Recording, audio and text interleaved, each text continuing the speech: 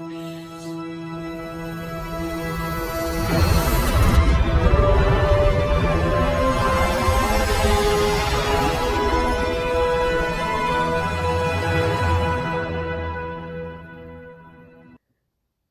back, everyone. This is Dave from Corn Productions with my co-host Stacie, here to talk about the new Quantum Leap Revival Season 2, Episode 4, Lonely Hearts Club.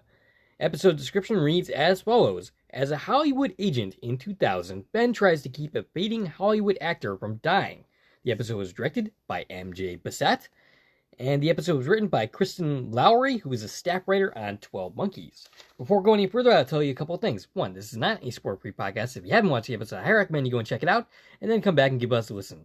Secondly, if you're listening on one of the platforms that this podcast is now available on, please subscribe. You can also head over to my YouTube channel, Corn Productions, where additional content can be discovered, both Quantum Leap related and otherwise. If you're already on my YouTube channel, please like, share, and comment, as well as subscribing to our channel. Alright, so I'm beginning with a sad shout-out. There was a mass shooting in Maine. 18 dead, 13 injured. So our thoughts and I would say good vibes are with the families. I would say prayers, but I'm not really religious, so that would be kind of hypocritical. So yeah, that's our sad shout-out. Now on to the other good ones. Shout-out for Amanda, who suggested that the Hannah plot might be about bringing Sam home. Now, my one issue with that is, if you can't have Scott Bakula, and so far there's no indication that you can, right? You can't make up unless they've been really good about keeping news under wraps that we don't know about. Right, yeah. So it's possible, but just unlikely. I mean, I'm hopeful that eventually he will change his mind and make an appearance. Maybe, by the time this show is ready to wrap. Right. If they know they're being, in their last season or whatever. But yeah, it doesn't feel like we're there right now. Right. She also suggested that Ben and Addison could use a break from each other. And I commented to her that while I agree with her, the episode in question seemed to take the exact opposite track on that. It had the exact opposite logic. Well, this episode completely reverses their position on that by the end of the episode. We'll certainly get there. But the end of this episode kind of vindicates Amanda's opinion here. Yeah. Kelly M. pointed out that I was actually right about the original series episode being titled Starlight, Starbright. Yeah. Now, where I was wrong is it wasn't the Starlight Project, it was the Starbright Project. She didn't find Ben's actions in the last episode particularly reckless, and yes, I have a feeling the writers, I know this, that they wanted us to find Ben's actions reckless, but they did not execute that idea very well. In episode 3. In this episode, they actually execute that same type of story a little bit better in my mind. They actually make it a little bit more convincing than they did last week. She also thinks that Magic is probably talking to Beth, though thinks Sam's wife, Donna, isn't a bad guess either. Ashley Wright said that we were brilliant as always, so thank you for that. Chris Coleman, who I believe is new to the channel, suggested that the Area 51 thing from Ben wasn't that much different from Sam introducing Buddy Holly to Peggy Sue. So he thinks that's kind of the same deal as in that episode, and thinks that agent is going to be of interest to the government for the rest of his life. So welcome to the channel, Chris Coleman. Stacie, your thoughts on this week's episode? Okay, so there was a lot of great stuff in this episode. We get the return of Rachel, which I was so happy to see Alice Krummelberg come back to the show. And I think I finally got her name down, without thinking about it. Well, congratulations. That's always a positive for us when we start saying somebody's name right. Yes, absolutely, especially me. And we learn what Ian's secret is. Yes. As well as why Jen knows it. Right. So we're pulling in all of these things, telling us that, we're not going to leave these teasers dangling forever. We're going to get resolution to some of this stuff that is introduced to us. As far as the leap goes, I thought it was fun. I personally would have thought it would have been a more powerful story if it had been dealing with a real life actor. Yeah, at the same time, some people made references to Norma Jean episode. At the same time, I feel like if you're changing something in a real life actor's life, you can't really make a change of any significance, which is kind of the problem with the original Norma Jean episode. Though, I think they did fairly well with that, as opposed to something like JFK with the end of that episode. I'll get to that. Well, in both of those cases, you know, in both season 5 of the original series, where they were kind of grasping at straws a little bit and things went a little crazy, in both of those cases, they presented it in a way that the future Sam created is the one we're living in. Right. They both did that, where they suggested that in Sam's original history, things were different than they are in reality. Right, and in the case of JFK, I remember groaning at the ending quite a bit. But we will get there when we eventually end up talking about that episode. So, yeah, I don't know. It's a double-edged sword, kind of. If you present a real actor... Yeah. Well, I mean, I just feel like it would have been more believable, like how Ben and Addison are fanboying over this actor if it was actually an actor. I mean, it was a great guest star. Yeah, Tim Matheson. But I think it would have, and maybe, you know, not dealing with we're trying to save this person's life, which is very much Norma Jean, but bring in an actor playing themselves that they could have fanboyed over. Yeah, you could have definitely told story. You could have definitely told a different story than the one they ended up telling, right. For sure. It could have been something else besides, you know, trying to save their life. Right. I see what you're saying. You know, maybe trying to save the life of, you know, some fictional associate, sure. Mm-hmm. Right. But have, you know, somebody playing themselves, I think would have been more impactful. Or even, you know, having them play a real person, even if it's not themselves, like somebody, you know, from the past. And I just feel like this series, and if I'm going to give this series a criticism, that's probably my biggest fault that I feel personally, is that this show just doesn't feel as realistic as the original, as grounded in real life. Gotcha, because they're not using real history. Right. There was so much real history in the original series that we're just not getting here. It's all fictionalized history. Right. And we kind of dance around real history a lot. Right. But they make up most of the history. Yeah. And I just feel like it's a little more fantastical. And I liked the fact that the original was just a little bit more grounded in the reality that we know. Yeah, that makes sense. Do we have anything else to say before we just dive right into it? No, let's go for it. All right. Ben leaps into Neil Russell, played by Tim Matheson. And he, you know, it didn't occur to me last week, but The West Wing was actually an NBC show. Okay. So I think he maybe even had appeared in other series for NBC before that. He's definitely been in a lot of things. Right.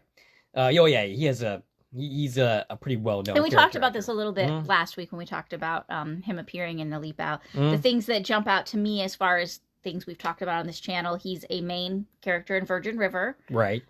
Which, you know, is like the sister show to the other show we talk about, Sullivan's Crossing. He had a recurring appearance in This Is Us. Yes. And he was in The Affair, which is a show I've mentioned a bunch. Yes, okay. He had a small part. You know, I've been meaning to check that out because it stars a actor that was in The Wire. That was a show that I watched thanks to Adam, and Adam didn't even finish the series.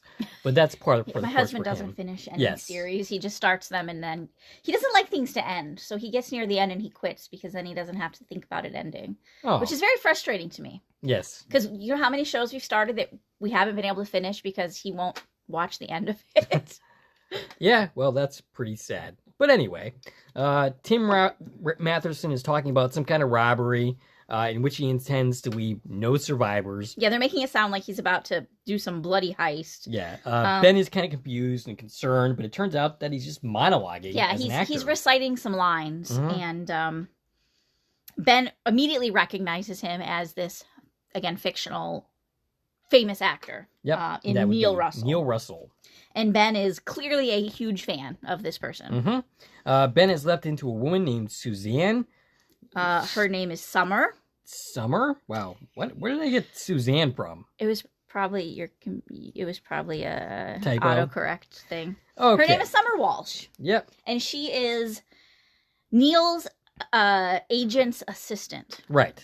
Say that 3 times fast. And go. Just kidding. And we're filming here on the Universal backlot. Yes. As the Universal backlot.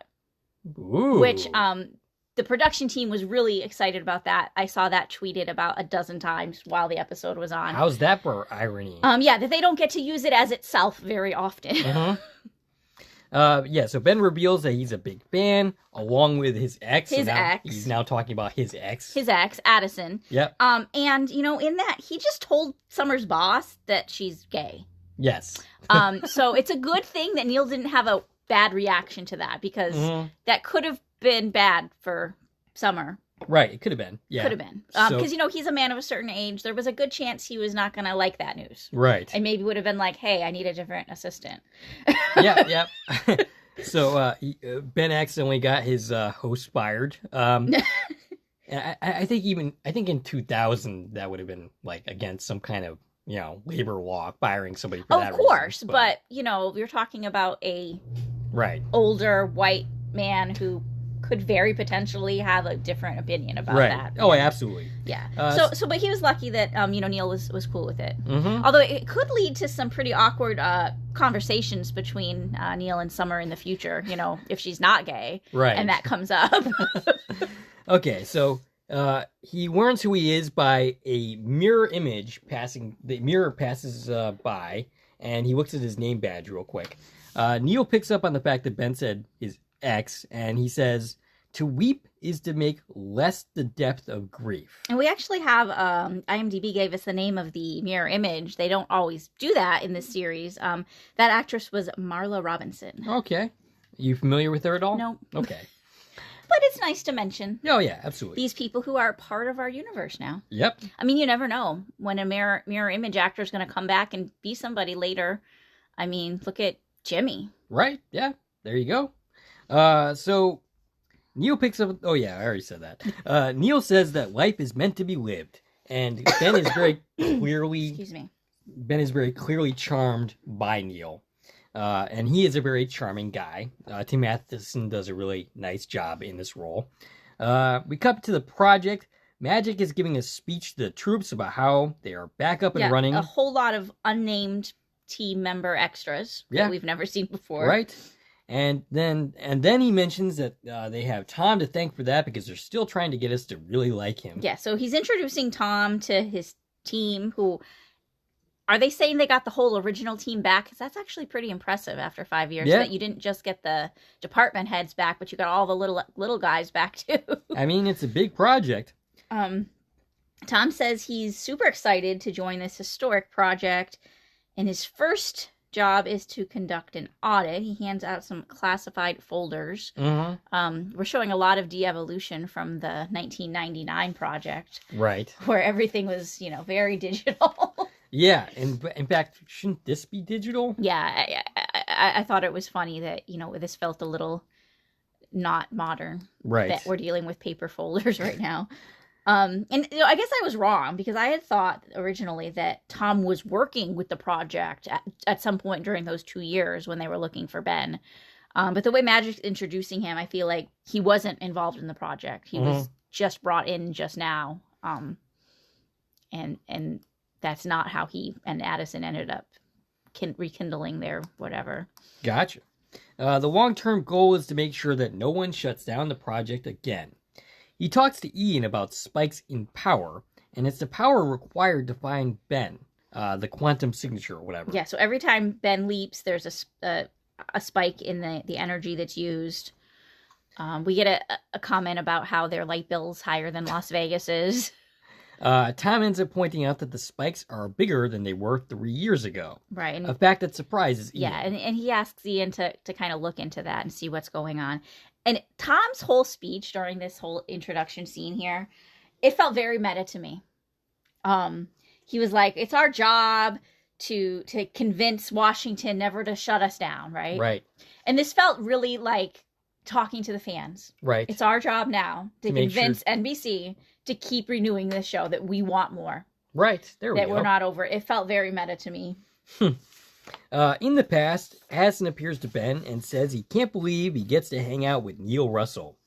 Ben gets up pretending like he's talking on the phone so he can talk to Addison without looking like a crazy person. Great job. Yeah. Usually, he's way less subtle than that. Yeah, he doesn't usually bother.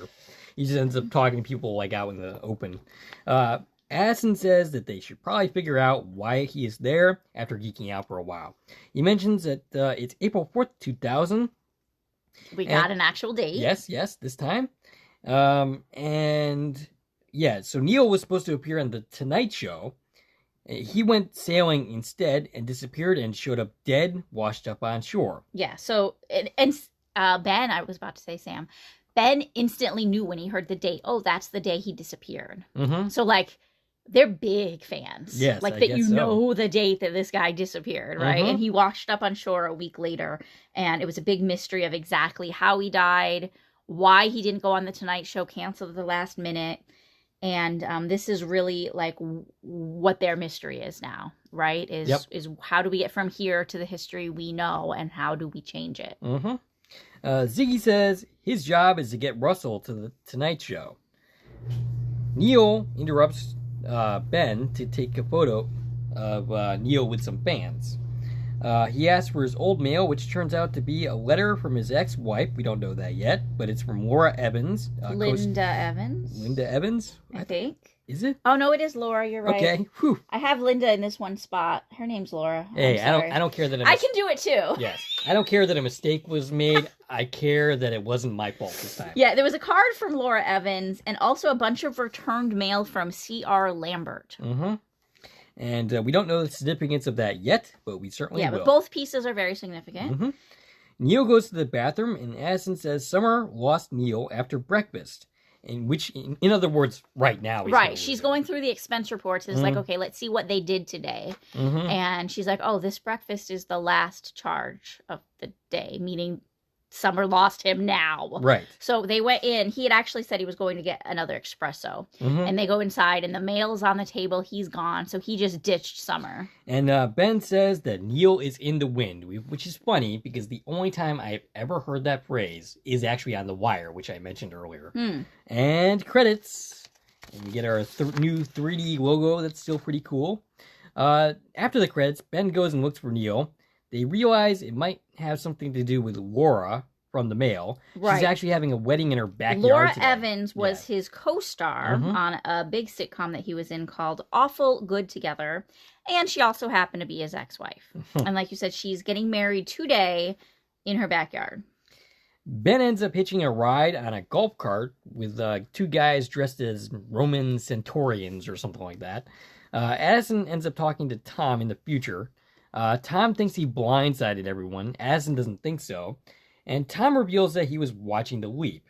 And, that's kind of awkward. Yeah, it's not awkward at all, right? Yeah. That, you're trying to have a conversation with your ex and your new guy is watching it. This gets worse as this episode goes along. He ends up flirting with Addison some, and Ian is looking disturbed by whatever he's finding. Yeah, they are finding. Studying the code. Looks very concerned about what's there. Yep. Because apparently, Ian hadn't noticed this. I'm surprised Ian hadn't noticed. I guess they've been really busy. Right. They call his girl... Wow, I told... Pronouns again. Ian gets on the phone and calls someone who they call Honey. We don't know yet who it is, but I mean, we knew already because we knew she was going to be in the episode, but calls Honey to set up a lunch date. And I mean, again, I'd already seen that Alice was going to be in this episode, so yeah, I know it's true. I knew that's who it was. Yeah, but we didn't actually know just from the episode yet who it was. Right. I was so excited because I said way back when we met Alice, or when we met Rachel, rather, that I want them to get back together. Both statements are technically true. Well, I'd already known Alice. Okay. So I didn't meet her in Quantum Leap. Okay. All right, fair enough. I had seen her in The Sinner before that. And for anybody who doesn't know, if you aren't following along, Mason Alexander Park and Alice Krummelberg are real-life partners.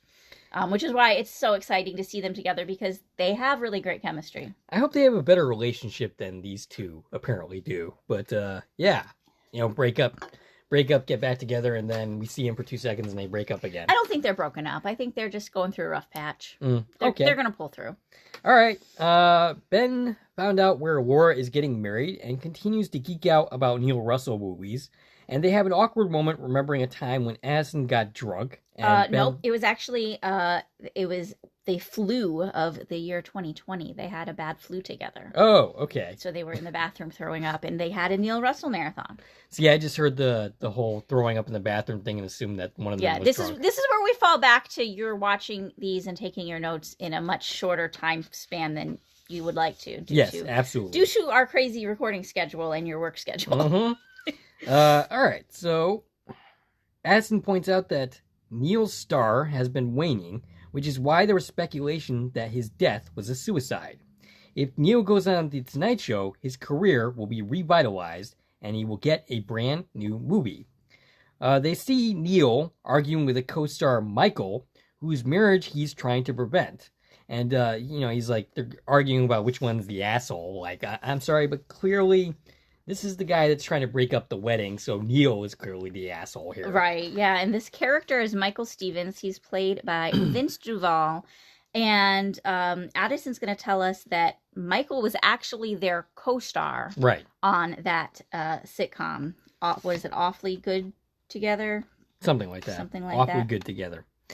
He begs War to get back together. She isn't having it. It seems like Michael is going to attack Neil with a sword, but Ben ends up intervening. Laura throws Neil and Ben out, and Neil intends to go sailing.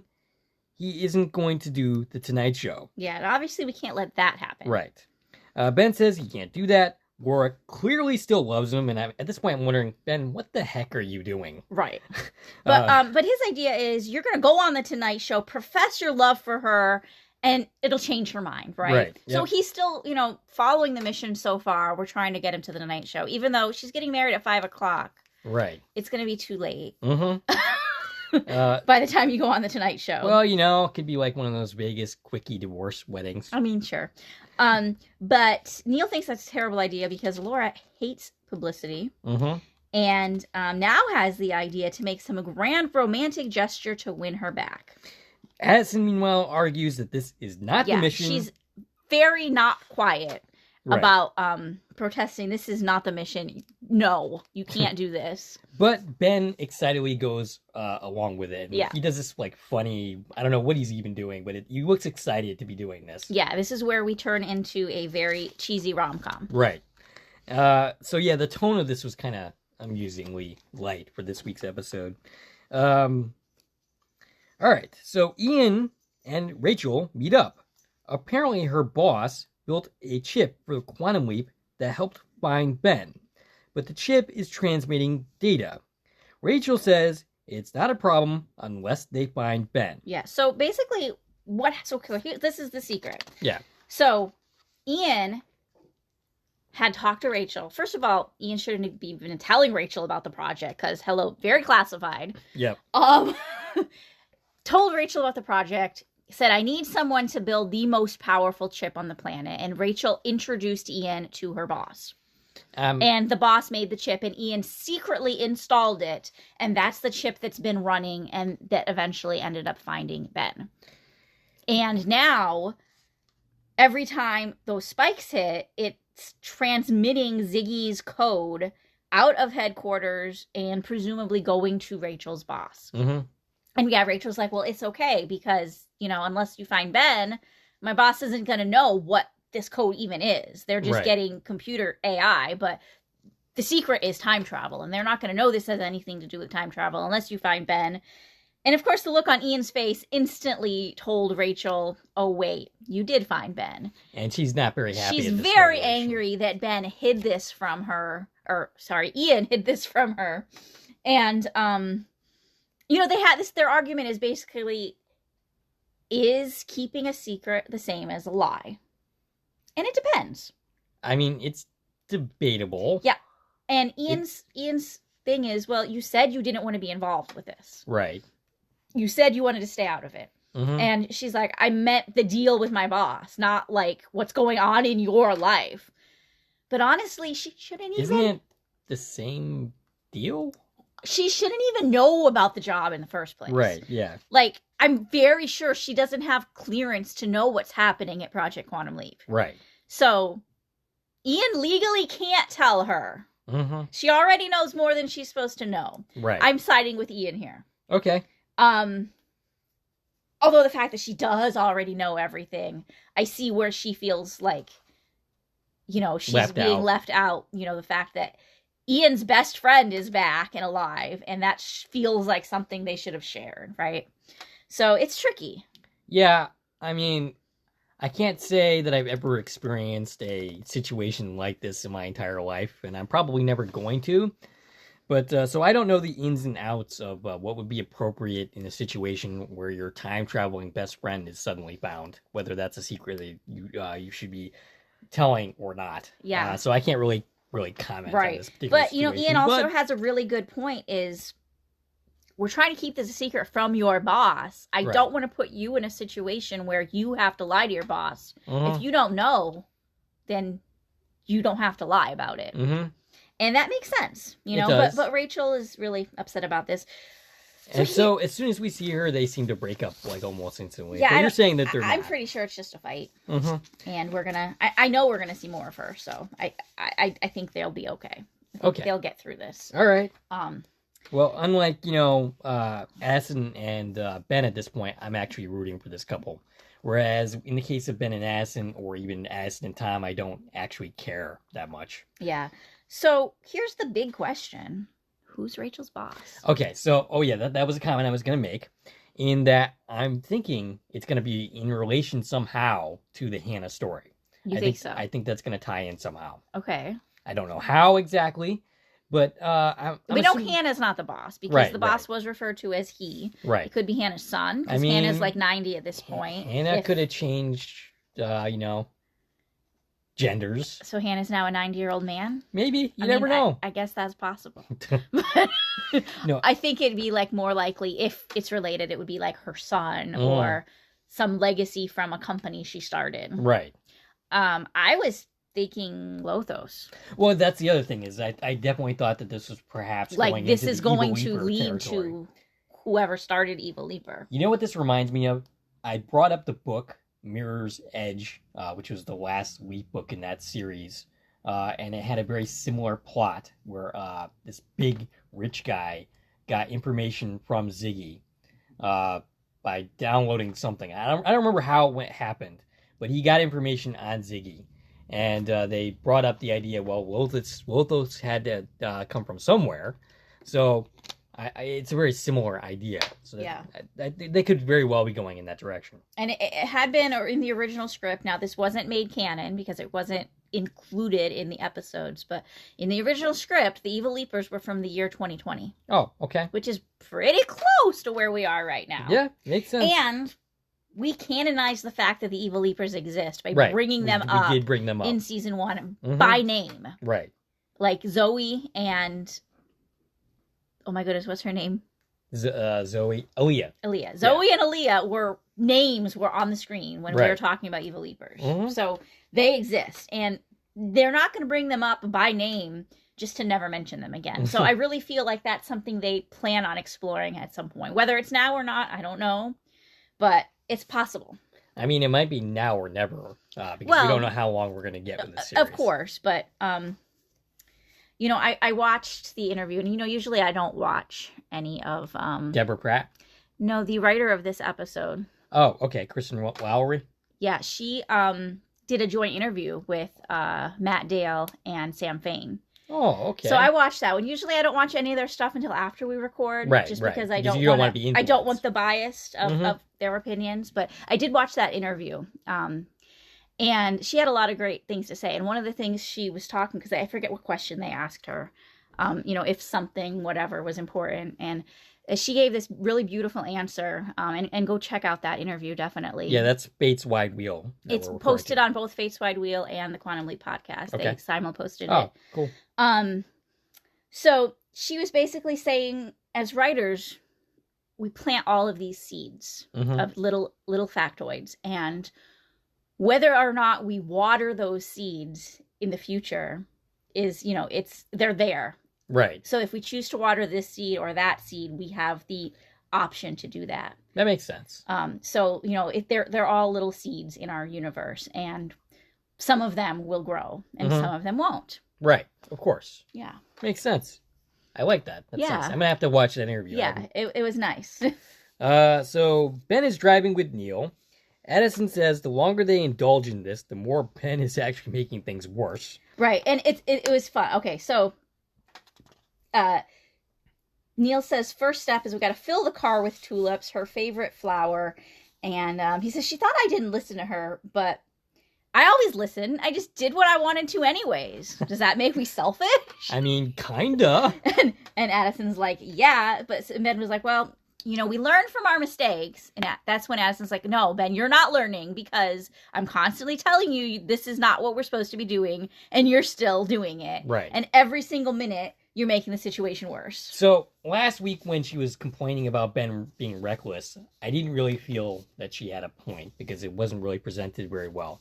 Here, they make a point of him going off script, off mission, losing the plot, and it makes sense. The way they present it here, it makes sense that Ben is, he's screwing up here. Right. And it's clear why he's doing it, too. And Ben reminds Addison about the time that he helped a bounty hunter and her boyfriend get back together. AKA the Justin Hartley episode, A Decent Proposal, giving us a little nod to that. And Addison's like, I wasn't telling you that was wrong. I was telling you that wasn't the mission. But what you're doing now is wrong. Stop. Right. So Neil and Ben end up bonding over lost love. Addison has, at this point, disappeared. She's gone back to the project. Neil wants to break into the Waxy Museum to get a tuxedo, which he wore when he married Laura, both on his show and in real life. Yeah.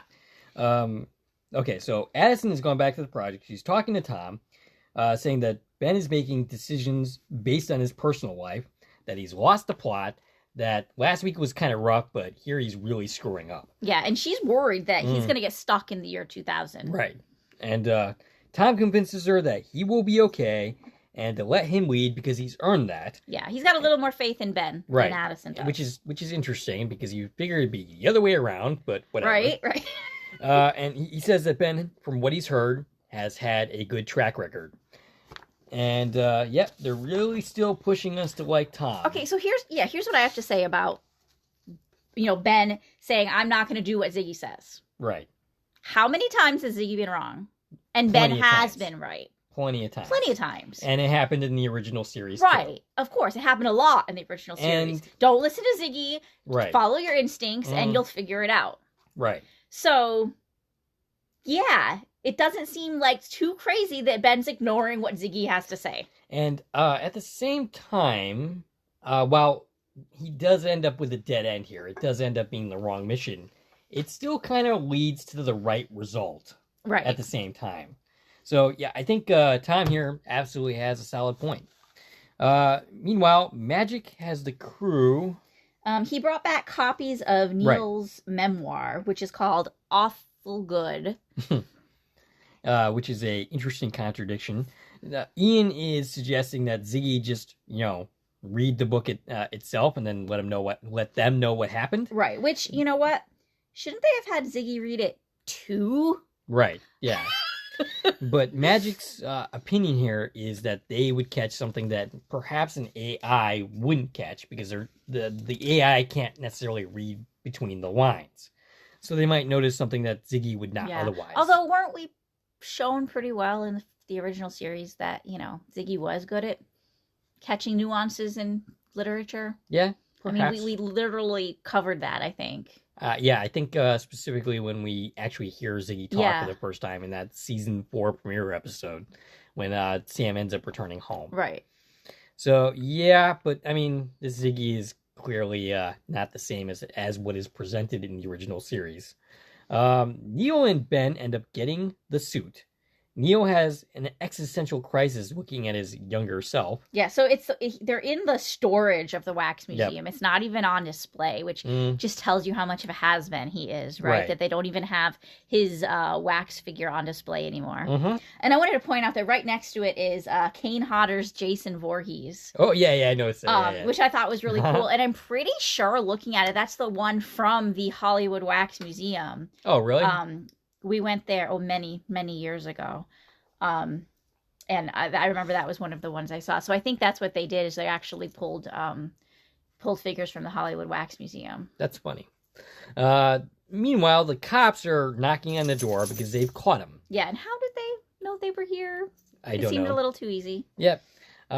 So Ben helps Neil talk himself out of the situation by charming the cop.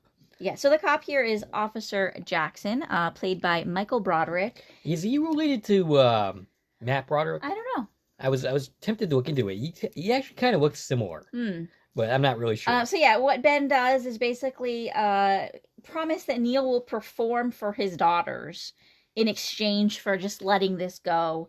And this is all through help that Addison gives by looking up information on the daughters and finding receipts for which movies they rented recently to find out which of his films they're a fan of. It's pretty smart thinking. Right. Yeah. Absolutely. But you know what I found funny is they arrested Neil. He's sitting there in handcuffs. Ben is holding the tux this whole time. Were they just going to let him take it anyway? He's like, what? I'm not sure what was going on there. Maybe they didn't even realize that he had taken it. And maybe he just thought it was just about breaking in. Yeah. All right. So Jen ends up insisting in back at the project that Ian tell her what happened. And Ian reveals that there's a security breach. If they remove the chip, though, they will lose Ben again. Not sure exactly why. Oh, I didn't hear that bit. Yeah. They say that their options are to let the thing continue transmitting information, or they remove the chip and they lose Ben again. I'm not sure why. From this, we learn that the reason Jen knows Ian's secrets in the first place is because Jen had snuck them in to install the chip. Ah, gotcha. Because, Jen is the one who built the security system and knows how to get around it, and they had already lost their clearance at this point when Ian was coming back in to set all this up. Thick as thieves, these two. Okay, so that raises the question. If she was involved, why was she so pissed at Ian? I think she was just mad that Ian hadn't told Magic and Addison about it. Oh, okay. That they were keeping it a secret? Yes. I got that right. I did. Yeah. I have a better track record this week with the pronouns than I did last week for sure. Shout out to Stacie's face when I tried to fix something and just made it completely worse and said something that made absolutely zero sense. You guys, that was a moment where I kind of wish we were on film because that face was worth preserving for sure. So Magic with the team realizes that the Lambert girl is Neil's daughter. Yeah. And it's Caroline? Caroline Lambert. So that's who C.R. Lambert is. They had thought it was something, because she's a publisher, and they thought it was something to do with him trying to spark his career, and she was ignoring him. But they found, it was actually Tom who found a mention in the memoir about an actress that Neil had an early relationship with, and then she quit acting, and she ended up marrying this guy named Lambert and had this daughter, Caroline Lambert, but she's older than the amount of time that she was with her husband. Ooh. So they came to the conclusion that it was Neil's child. Although that seems rather presumptuous that, it must be his just because it's from before. But I mean, they were right. They turned out to be right. They turned out to be right, but it seemed a little like that's not necessarily proof that it's his child, that it's not this other guy's child. Right. All right. So Addison appears to Ben to tell him about this, and they end up having a fight. And the feelings that they both have had about the situation that they are now in come spilling out. And the project is watching this with Tom watching it. Yeah. Like, is there not like a privacy setting where they can shut that off, like for a moment? I mean, right. They don't have to listen. Yeah, they choose to. They're just sitting there watching this it's like this was their daytime television. soap. Yeah. Or The Real Housewives, which hasn't come up this season. They like that. So. Right. But yeah, that's really awkward and really kind of unfortunate. Yeah, so Ben stood up for himself, and which he did a little bit last week, but this time he really said it again. Yeah, he says that he went through time and space to save her, and she should have never given up on him. Yeah, he said he wouldn't have. Yeah, he would have kept looking. And which is easy for him to say, really, when it comes down to it. True, but I mean, I'm also agree with him, though. Oh, I totally do. I think she gave up way too easy, because in my opinion, I've certainly made that there's argument. been no reason to think he was dead. Missing, sure. Yes. And if you want to move on because someone's missing for a couple of years, like, I can back that. Like, I understand that. But to presume he's, like, really think he's dead. They had no reason to think he was dead. And that's the reason you moved on, is because you thought he was dead. That just doesn't make sense to me. Right. I mean, I would have expected her to, you know, be in the library every day, going through databases and reading every old document she could come across, looking for some clue from him in the past, you know, that he's out there. Yep. Basically, Ben didn't come home, and she was just like, whoop, he dead, and moved on the next day. I mean, that's not quite accurate. That's not quite fair. But still, that's, I mean, like, I don't know. Like, I see both sides. Yeah. And I do. And I just think that I side with him. Yeah. Over the two. I feel that. Yeah. And you know, she says that she blames him for abandoning their life, not realizing or not taking into account that if he doesn't do that, she's dead. Right. In the future. He saved her life. I get that she's angry at the situation because she was left behind, but she wasn't left behind because he wanted to leave you. Right. You can't blame him for that, and I don't think she does. I think she's just... Well, she's just speaking out in anger and hurt and, you know, whatever emotions she's had forever. She doesn't really feel this way. And later when she's talking to someone else, she kind of reveals that Ben has a point. Yeah, right. So... And we also learned during this that before they shut down the project, she attempted to jump into the accelerator to go looking for him. Right. Maybe if they'd shown us some of that, we'd be more sympathetic to her. Right. But to just hear about it, like, we're coming at this from Ben's perspective, right? Right. For us, 3 years haven't passed. We're just told all this happened, and of course we're going to see things through Ben's eyes. Because that's whose eyes we're looking through. Right, exactly. That's who we're with. Exactly. This argument is interrupted by Neil, who ends up whisking him away to continue on with their little adventure. Yeah, and Neil says something to Ben, which I thought was pretty cute. He was like, "It's our destiny that you came to me. The universe sent you to me to help me, because otherwise I'd be in jail or halfway to Catalina right now."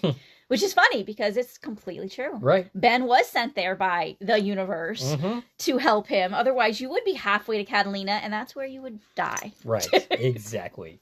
Back at the project, Ian talks to Addison. Tom has them checking in on her in shifts. They say that Ben was unfair to her, but Addison doesn't really seem to think so. And Ian compares their situation to what's going on with Rachel. Right. Totally different situation. Right. But, you know, they were just giving what they had to give in this conversation. Right. And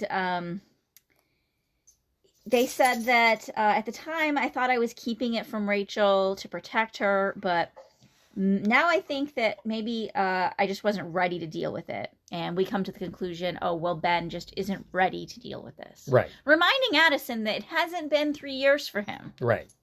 Yeah, he's only had like a couple of days. Yeah, and he's been pretty busy. So Ben continues on with his adventure, nabbing some flowers, and they sneak on to talk to Laura at the wedding. So they're trying to get through the security guard with the flowers. Security guard played by Denzel Johnson, and he's not letting them through, so they have to sneak through the bushes, which is like really funny, and all the flowers get destroyed, except Ben saves one single stem and gives it to Neil, who's wearing the tux, to go make this grand entrance to Laura, literally moments before she walks down the aisle. Like, music is playing, the crowd is there, she's about to get married any minute. It's better than after the fact, I suppose.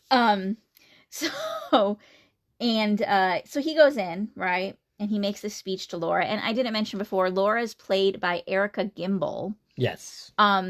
She had a few, she's another one who has a huge list of credits. Notable to things we've talked about on the show. She was in 62 episodes of Fame. Okay. Which, remind me of the actress's name. In Fame? From the original series. Debbie Allen? Debbie Allen. Okay. Okay, so she starred with Debbie Allen on Fame. Debbie Allen being the actress who is in... Private Dancer. Private Dancer, thank you. And she also directed that episode. Yeah. As well as directing Revenge of the Evil Leaper. Yes. Which was in season 5. Yes. And also Fame comes up in our From Conversations. She was in a 3-episode run on Roswell, which I just mentioned that show last week. She has appearances on Jag, which is Donald P. Bellisario. And she was in a couple episodes of Switched at Birth, which is a show that I like. I think I mentioned it before. And she's also made an appearance on NCIS New Orleans, which means she starred with Scott Bakula. So she fits in this universe quite well. Okay. Sweet stuff. So Neil goes and gives her this whole speech about how they belong together. And this is the moment where, we've been setting up this rom-com and she's supposed to, fall madly in love with him and cancel her wedding and they get married instead, right? That's where this is going in his head and in Ben's head too, I think. Right. Ben has totally bought into this. Yeah, he's out to lunch at this point. He doesn't have any reality in mind at all. He's basically, in his mind playing like some kind of movie in his head, starring Neil Russell by coincidence. But he ends up getting shot down. She's like, Are you well? Yeah. And basically, you need to find a new dream, not me any longer. She said it's time for him to let go and move on. He has to find a new dream. This isn't one of his movies. Right. Like, this is my real life. Like, I'm getting married. Right now. Why are you here? Ben is crushed when this doesn't seem to work. He turns around to Addison, who's appeared, to apologize. She doesn't think he needs to do so. Neil's crush says it wasn't Ben's fault. He is impossibly charming, but that charm diminishes far quicker than he would like to admit. And he just wants to go sailing at this point. Yeah, and Ben's still trying to get him to go to the Tonight Show, but he says, nope, I'm going sailing. And basically asks Summer to take him to the marina. Meanwhile, Tom is pondering with magic. Yeah, they have a heart-to-heart. Right. Got to throw that phrase in. Yes, of course. What if the Quantum Leap trip is a one-way trip? That what happened with the quantum accelerator was not... what was the phrasing I'm looking for? It's not something going wrong. Right. So he says for 30 years, not that you've been involved in this for 30 years, Tom. Right. But we, Is he even 30 years old? Probably. Yeah. I mean, he was probably, maybe 40. Well, he's known Addison for at least 13 years. Okay. So he's at least 33, I'm going to say. Okay. If they were about 20 when they were in training together. All right. Yeah. I mean, he could be up to 40. I can buy that, but he's in his 30s at least, yeah. So he says, what if it isn't broken technology? What if there isn't a problem? This is just the sacrifice. This is what powers leaping, is the sacrifice that you give. And a lot of people, take this really bad and is like, oh my God, they're saying that, there's no way home from leaping. That's not what they're saying. Right. It's one guy's theory. Right. And this guy don't know nothing. This is not like the show's... He's been on the project one day. This is not the show's official stance. No. This is one guy waxing romantically about the sacrifice for... And one thing that I saw someone bring up, which is very true, is we know that at some point in the future, Ian leapt into Dottie. Right. And was able to return. Right. So, yeah, it's not necessarily a one-way trip. No, at some point, Ian has figured it out. All right, so back in the past, Ben drives Neil to a place, and Neil notices that it's neither the marina nor the Tonight Show. And it's interesting because it seems like Neil would almost expect him to take him to the Tonight Show instead of the marina. And I think would have been okay with it. Because that's Summer's job. Right. So even though he's going off and being like, I'm not going to do it, he's still expecting to be taken there. Right. Ben has taken Neil to see his daughter. He doesn't think that she would want to see him, and he starts breaking down into tears, and he's talking about all the mistakes he's made in his life. And Ben says, let her be mad. Let her cry. And he brings up... Let her make the choice. He brings up how he has a friend, Addison, of course, who has a complicated relationship with her father, but seeing him in person changed her life. And he brings up Neil's quote at the beginning, to weep is to make less the depth of pain, which is a really good quote, I think. I like it. Neil finds the courage to go knock on the door, has a reunion with his daughter, and according to Addison, she drives into the Tonight Show, shares the story of their little adventure, and now there are 7 more new Neil Russell movies for them to watch. Yeah.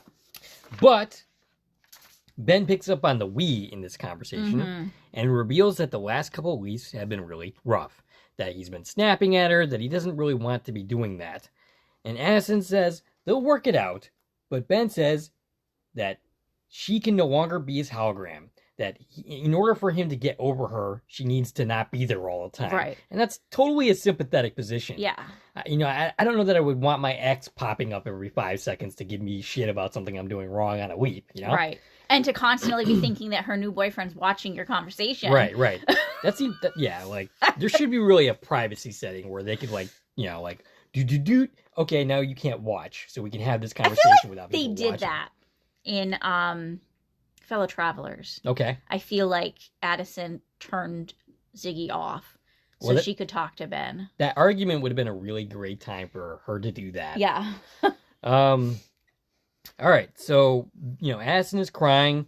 Ben walks away and he weeps. He says goodbye. Right. He says goodbye, turns around and leaves. Now, this moment I thought beautifully mirrored the end of episode 203 when he walked away from Hannah and leaped. Yes. Except in that scene, Hannah said, don't say goodbye, say see you later. He said, see you later. Right. Turned, walked away, and leaped. And this scene is the exact same sequence of movements, except he said goodbye. He said goodbye, he turned and walked away and leaped. What is that? What is the significance of that to you? What is it? What are they trying to say? I think he's saying, I'm serious. I don't want to see you. When I wake up in my next sleep. He's telling her, even though he physically can't make her not come, he's saying to her, I cannot talk to you right now. Right. Send somebody else in. And he's saying goodbye. It is him saying, I'm letting you go. What do you want to bet that doesn't even last an entire episode next week? Well, we see in the credits that Magic's going to be acting as hologram next week. The promo. And credits. Okay, so why is that the choice? I mean, Magic is the head of the project. I feel it must be because Magic has something to give in this leap. Well, yeah, because, so I'll give the episode description for that. The episode is titled One Night in Koreatown. Ben lands in the body of an 18-year-old working for his father's shoe store in Koreatown in Los Angeles at the start of the explosive 1992 riots. Facing an emotional connection in the riots to his past, Magic joins Ben on the weep. So that's exactly what you were saying. Yeah, so it's Magic was there, right? Or has something to add. And that would be the Rodney King, right? That was the 92 riots? Yes. Okay. Yeah. So one other thing that came to light in this episode is we learned that Tom has a dead wife. And that came up in his heart-to-heart with Magic. He was talking about dealing with the loss of his wife. A lot of people are speculating right now, on social media, I'm seeing this, that Tom joined the project because he's trying to get his wife back. Okay. And he's trying to figure out how to manipulate history and keep his wife from dying. So he's basically using Addison to get into the project. That's people's thoughts, right? I don't know if I buy that. Well, that would mean he would be playing a really long game that he wouldn't have any idea that would pay off. Exactly. Because he didn't know when he was getting with Addison that she would ever be going back to the project. Right. Unless he has some kind of inside knowledge. Now, people are also speculating, he must be behind the chip. He must be working with Rachel's boss. Right. Now, I totally don't think that's right because Tom is the one who pointed out the energy spikes and told Ian to investigate it. If he were the reason for that, why would he be putting Ian on that? Right. He wouldn't be telling people to investigate it. Right. If it's the thing he's trying to cover up. Right. Yeah, that would. So I don't buy that at all. I don't think he's involved in whatever's happening with Rachel's boss. I don't think his goal in being with Addison is to do time travel and save his wife. Although I do think it's possible that comes up, right? I think that's a seed they've planted that could potentially become a story in the future. Oh yeah, Ben could be in a situation where he could save his wife. Ben leaps somewhere and Ziggy says, hey, you're supposed to save this woman's life. And that woman is Tom's wife. And that would completely change everything. And that would change everything. Yeah, so I see that potentially being a thing. But I don't think he's trying to manipulate that to happen. Yeah, I don't see how that would be the case. That whole concept is reminding me a lot of Timeless. Actually, there's a situation in Timeless where a dead wife ends up coming back to life because of something that was changed in the past. And it's like the most crushing moment in the show for me, for a lot of people. Yeah, that's some interesting stuff. Because you're looking at it the other side of it from there, because two of the main characters had just started a budding romance when suddenly his dead wife comes back to life. Oh, that kind of reminds me of the whole From situation with Kenny. And spoiler alert, she ends up evil. She ends up evil. So it's a bad thing that she came back to life. Well, it's funny that we're now going to get a different hologram, because that's something that I'm all for. Yeah. Like, I'm all for, like, every episode featuring a different one of our main cast doing absolutely. it. We have plenty of them. I don't necessarily need to see Ass in there all the time. Yeah. In fact, I'm not sure that outside of her relationship with Ben that I even really care about Asin at this point. But yeah, I think that's a fair thing to say. Yeah. I guess a lot of people don't care about her that much. Right. A lot of people think that she's not a very round character. Yeah. And I didn't actually expect myself to feel that way. Yeah. But I don't necessarily want her to go anywhere, but I'm okay with them not being. I'm okay with them not being together. Right. I'm not sitting here saying, "Oh, what are we going to do to get them back together?" Right. That has to be where this story is going. I feel like it's okay to move on from that. Yeah, I'm absolutely cool with that. Yeah. And maybe get with Hannah. All right. So we have anything else to say about this episode? I don't think so. I think we said enough. Okay. We didn't talk for 3 hours, so there's that. No. All right. Stacie can be reached I should be reached on Twitter, X, Instagram, and Threads at TVN Coupon Talk. If you like this video and want to support the channel, there are a number of ways to do so. You can follow me on Twitter at Core Productions. You can join one of my Core Productions Facebook pages. You can buy something from the Core Productions store on Zazzle. You can buy me a coffee, which is a new way to support content creators such as ourselves. And of course, you can like, share, and comment on this video, as well as subscribing to our channel. This is Dave and Stacie from Core Productions, signing off.